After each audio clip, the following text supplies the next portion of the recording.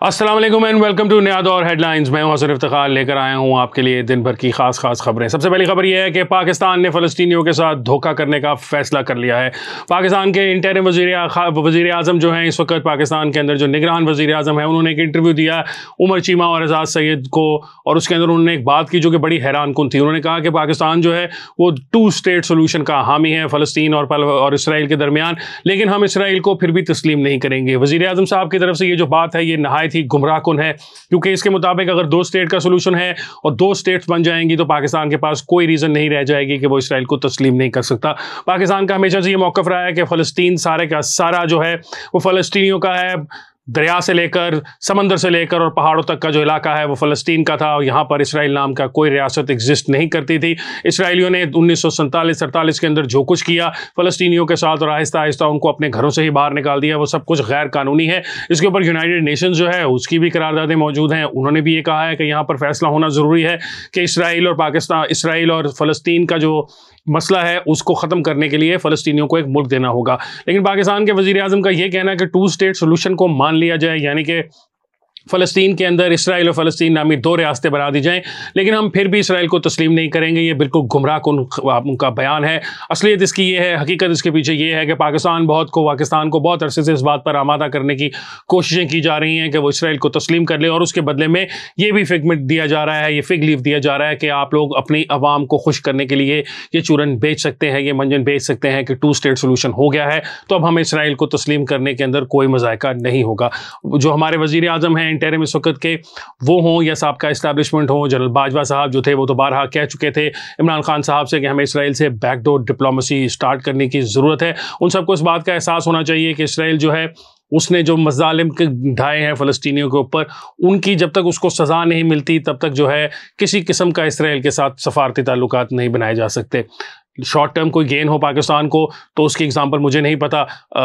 Egypt जो है उनको भी, यानी कि मिस्र जो है उसको भी दुनिया भर ने, अमेरिका ने यही लालच दिया था और यही लारा लगाया था कि वो इसराइल को तस्लीम कर ले तो उनके माशी हालात बदल जाएंगे। अमेरिका वहाँ पर बहुत सारी इन्वेस्टमेंट करेगा और आने वाले दिनों में जो मिस्र है वो यूरोप का साउथ कोरिया बन जाएगा, लेकिन ऐसा नहीं हुआ। और ना होने के पीछे उसकी एक सबसे बड़ी रीज़न ये है कि जो दुनिया भर की इस वक्त रियासतें हैं वो खुलकर इसराइल का साथ देती हैं, खुलकर उनकी मदद करती हैं। आज भी जब हम ये प्रोग्राम कर रहे हैं तो अमेरिका ने अपना बहरी बेड़ा जो है वो मूव कर दिया है, जो कि इसराइल की हिफाजत करने के लिए वहाँ जा रहा है। इस बहरी बेड़े में F-16, F-15 जहाज़ और इस तरह के दीगर जहाज़ भी मौजूद होंगे। यहाँ पर पाकिस्तानी अवाम के साथ जो हो रहा है धोखा, उसके बारे में बताना बहुत ज़्यादा ज़रूरी है। इस वक्त अगर आपने वज़ारत ख़ारजा के बयानात देखे हों, इस वक्त के जो वज़ीर ख़ारजा हैं इंटरिम उनके बयानात हों, चाहे इस वक्त के इंटरिम वज़ीर आज़म के बयानात हों, उन सब के अंदर जो है उस किस्म की शिद्दत नहीं पाई जाती जिस तरह पाकिस्तान के आम बयानात में इस तरह के होती थी। क्या ये बात दुरुस्त नहीं है कि गज़ा के मुसलमान जो हैं 25 लाख के करीब मुसलमान जो हैं वो एक ओपन एयर प्रिजन में रह रहे हैं, एक ओपन एयर जेल में रह रहे हैं। इतने सालों से उनके ऊपर मज़ालिम ढाए जाते हैं। जब इसराइल का दिल करता है उन पर बमबारी कर देता है, तो अगर उसके बदले में उन्होंने वापस निकल कर अपनी किस्मत का फैसला खुद करने का, अपनी किस्मत जो है अपने हाथ में लेकर खुद फैसला करने का फैसला किया है, तो उसके अंदर गलत क्या है? पाकिस्तान को तो खुलकर सिफारती सतह पर फ़लस्तीनियों का साथ देना चाहिए था। लेकिन हमें ऐसा महसूस होता है कि पाकिस्तान की पॉलिसी में कुछ शिफ्ट आ गया है। पाकिस्तान जो है वो इस मामले को उस तरीके से हैंडल नहीं कर रहा जिस तरह माजी में किया जाता रहा है। अगर इसके पीछे जनरल बाजवा साहब की सोच कार फरमा है, जिस तरह की वो सोच रखते थे, और वो सोच जो है इस्टेब्लिशमेंट में, आज की मौजूदा इस्टेब्लिशमेंट में अगर लोग रखते हैं तो उनके लिए ये गलत फहमी दूर कर लेनी चाहिए। पाकिस्तान के अंदर रहने वाले मुसलमान जो हैं फ़लस्तीनी अपने भाइयों बहनों के साथ न सिर्फ इज़हार यकजहती करते हैं और खुलकर करते हैं, बल्कि हम इसराइल को तस्लीम करने से भी इंकारी हैं। जब तक फ़लस्तीनियों को एक भरपूर किस्म का उनका हक नहीं मिल जाता और फ़लस्तीनी इस बात से सेटिस्फाई नहीं हो जाते कि जो उनको दिया गया है, जो कुछ उनको दिया गया है, या जो कोई मुल्क उनके लिए बनाया गया है, या उनके लिए जो बॉर्डर्स नए सिरे से डिमार्केशन जिनकी की गई है, जब तक उनको उससे तसल्ली नहीं हो जाती तब तक पाकिस्तान किसी सूरत भी इसराइल को तस्लीम नहीं कर सकता। और इसराइल के साथ नॉर्मलाइजेशन ऑफ रिलेशंस जो है वो बिल्कुल गलत बात है, वो हो ही नहीं सकता। पाकिस्तान की हुकूमत को भी चाहिए कि खुलकर अपना जो माजी का स्टेटस है उसके ऊपर कायम रहे। اس طرح ڈھکے چھپے الفاظ میں مذمت کرنے سے کچھ نہیں ہوتا. اسرائیل کی کھل کر مذمت کرنی چاہیے. اس وقت چاہیے تھا پاکستان کو کہ یونائٹڈ نیشنز کے اندر جو پاکستان کے مستقل سفیر ہیں وہ یونائٹڈ نیشنز کا اسپیشل اجلاس بلانے کے لیے کہتے ہیں. اب تو خیر اسپیشل اجلاس یونائٹڈ نیشنز کا ہو ہی رہا ہے, لیکن اس کے اوپر پاکستان کی طرف سے سوال پیدا ہونا چاہیے تھا. پاکستان کی طرف سے سوال اٹھنا چاہیے تھا. مسلم ممالک جو ہیں, مسلم امہ کے جو ہیں, اگر ہم لیڈر بننے کا دعویٰ کرتے ہیں تو مسلمان امہ کا جو سب سے بڑا مسئلہ ہے فلسطین کا مسئلہ, اس کے بارے میں بھی پاکستان کو کھل کر بات کرنے کی ضرورت ہے. پروگرام کے دوسرے حصے میں ہم بات کریں گے لاہور ہائی کورٹ کے جسٹس باقر نجوی صاحب کے بارے میں. انہوں نے, آپ سب کو پتا ہوگا کہ ایک لیٹر سامنے آیا تھا جہاں پر ایڈیشنل جو رجسٹرار تھے لاہور ہائی کورٹ کے, انہوں نے فارن آفس کو ایک خط لکھ دیا تھا جس میں انہوں نے کہا تھا کہ جسٹس باقر نجوی صاحب جو ہیں ان کے بیٹے امریکہ ٹریول کر رہے ہیں اور ان کو پروٹوکول دیا جائے, اور نہ صرف پروٹوکول پاکستان میں دیا جائے لاہور کے ایئرپورٹ پر یا پاکستان کے ایئرپورٹ پر, بلکہ دبئی ایئرپورٹ پر بھی ان کو پروٹوکول دیا جائے, اور اس طرح نیو یارک کے اندر بھی جب وہ JF کینیڈی ایئرپورٹ پر اتریں گے تو وہاں پر بھی ان کو پروٹوکول دیا جائے. وہاں سے انہوں نے آگے نیو ہیون کہیں جانا تھا, وہاں پر بھی جانے کے لیے گاڑی مہیا کی جائے, اور اس کے بعد اسی طرح واپسی پر 11 دنوں کے بعد جب وہ واپس آ رہے تھے تب بھی ان کو اسی قسم کا پروٹوکول درکار تھا. اب یہاں پر بہت بڑا پاکستانی میڈیا پر شور ڈلا, سب کچھ ہوا, فارن آفس نے صاف انکار کر دیا, جبکہ فارن آفس نے انکار کرنے کے علاوہ یہ جو لیٹر تھا یہ سپریم کورٹ کے رجسٹرار کو بھی بھیجا اور انہیں بھی کہا کہ دیکھیں آپ کے جج صاحبان کیا کر رہے ہیں. تو اس کے بعد جو جسٹس باقر نجوی صاحب ہیں ان کے لیے لگتا ہے کہ مشکلات میں اضافہ ہوتا نظر آ رہا ہے.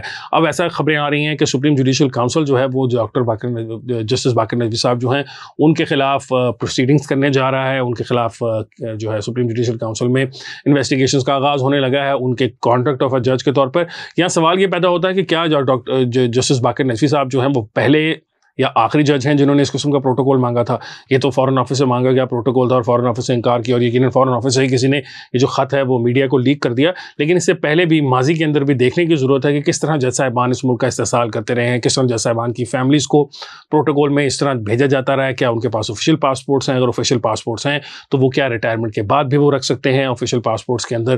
اگر فرض کریں ایک جج صاحب ہیں, ان کی بیٹی کی شادی کسی سے ہو جاتی ہے تو کیا ان کے داماد کو بھی آفیشیل پاسپورٹ دیا جاتا ہے؟ کیا ان کے داماد کو بھی پروٹوکول دیا جاتا ہے؟ یہ امیڈیٹ فیملی کی جب بات کی جاتی ہے تو کیا امیڈیٹ فیملی میں شادی کے بعد شامل ہونے والے لوگ بھی شامل ہیں, ان کی بہویں یا ان کے پوتے پوتیاں یا نواسے نواسیاں؟ یہ بہت سارے اہم سوالات ہیں, ان کو دیکھنے کی ضرورت ہے. پاکستان کے اندر جو لوگ کسی کرسی پر بیٹھ جاتے ہیں وہ اپنے عہدے کا ناجائز فائدہ تو اٹھاتے ہیں, ہم سب جانتے ہیں. پاکستان میں پروٹوکول کی عادتیں بھی سب کو ہوتی ہیں, لیکن بیرون ملک پروٹوکول فارن آفس سے مانگنا ایک جج کا اپنے بیٹے کے لیے بہت ہی حیران کن بات ہے. آپ میں سے جو لوگ بھی امریکہ ٹریول کر کے گئے ہوں گے ان کو پتہ ہے کہ امریکہ کی جو آپ کی امیگریشن ہوتی ہے اس کی بہت حد تک پوسٹ کلیئرنس پری کلیئرنس جو ہے وہ دبئی ایئرپورٹ پر یا قطر ایئرپورٹ پر یا جہاں سے بھی آپ جا رہے ہوتے ہیں وہاں ہو جاتی ہے. تو کیا جو جج صاحب تھے وہ یہ بھی چاہتے تھے کہ پاکستان کا فارن آفس اس کے اندر بھی ان کی مدد کرے, وہاں پر جو بھی کوئی امریکن جو نیشنلز ہوتے ہیں یا امریکن جو ایجنسیز ہوتی ہیں ان کے ساتھ جو بات چیت ہے وہ بھی فارن آفس کی سطح پہ کی جائے؟ یہ بہت انپورٹنٹ باتیں ہیں. پھر یہ بات بھی ہے کہ جہاں سے نیو یارک سے وہ جانا چاہتے تھے نیو ہیون میں کوئی خاص ڈسٹینس تو ہے نہیں, $50-60 کی ٹیکسی رائڈ ہوگی, $80 کی ٹیکسی رائڈ ہوگی, تو کیا وہ پیسے بھی بچا کر وہ پاکستان کے خزانے پر بوجھ ڈالنا چاہتے تھے؟ جسٹس باقر نجوی صاحب بھی سارے سوالات ہیں. اوبیسلی اگر فارن آفس کا کوئی شخص ان کو پروٹوکول دیتا تو وہ اس کے لیے اپنا TATA مانگتا اور سب کچھ ہوتا.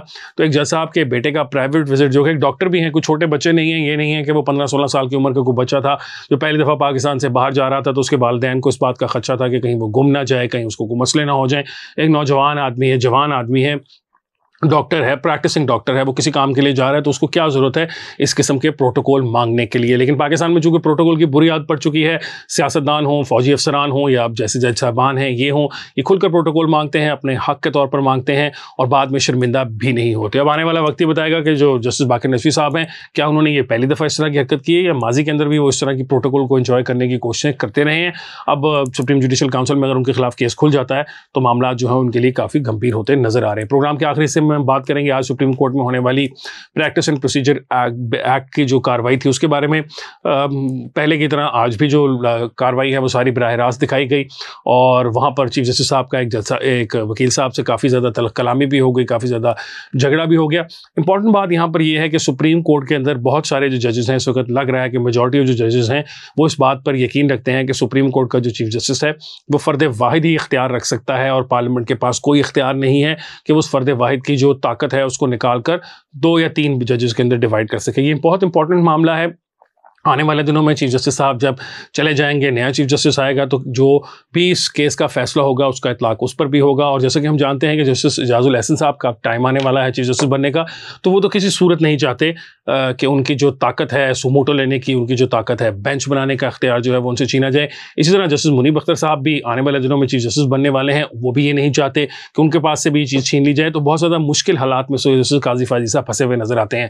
ایسا فیل ہوتا ہے کہ جسٹس قاضی فائزی صاحب نے جب یہ کیس ٹیک اپ کیا تھا تب ان کا خیال تھا کہ بینچ کی جو میجورٹی ہے وہ شاید ان کے ساتھ اگری کرے گی، لیکن اب تک کی جو کاروائی ہے اس سے فیل ایسا ہوتا ہے کہ جیسے بینچ کی جو تعداد ہے، میجورٹی یا زیادہ تر جو ججز کی تعداد ہے، وہ جسٹس قاضی فائزی صاحب سے بات پر اگری نہیں کرتے. اس سے کہ جسٹس قاضی فائزی صاحب کا جو باقی ٹینیور ہے، جو آگے 12 13 14 ماہ انہوں نے چیف جسٹس رہنا ہے، اس پر بھی کافی برا شیڈو پڑے گا. اگر فرض کریں فیصلہ اس کے برعکس آ جاتا ہے جو کہ چیف جسٹس صاحب کی خواہش ہے، اور سپریم کورٹ مینٹین کرتی ہے کہ جو پارلیمنٹ نے قانون سازی کی تھی وہ اس کے پاس وہ اختیار نہیں تھا اور وہ قانون سازی نل اینڈ وائڈ ڈکلیئر قرار دیتی ہے، تو اس کا جو سب سے بڑا ڈیمیج ہے شاید وہ پاکستان کے موجودہ چیف جسٹس صاحب کو پڑے گا، کیونکہ انہوں نے ایک ایسی فائٹ ٹیک اپ کر لی ہے جس کے بارے میں شاید وہ پہلے سے نہیں جانتے تھے.